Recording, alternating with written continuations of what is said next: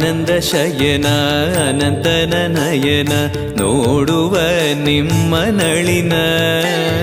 ವೀಣೆಯ ನುಡಿಸಿ ನಾದವ ಬೆರೆಸಿ ನಂದನ ಕರೆವ ಬದನ ಆನಂದ ಶಯನ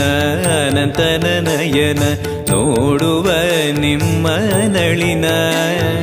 ವೀಣೆಯ ನುಡಿಸಿ ನಾದವ ಬೆರೆಸಿ ನಂದನ ಕರೆವ ವದನ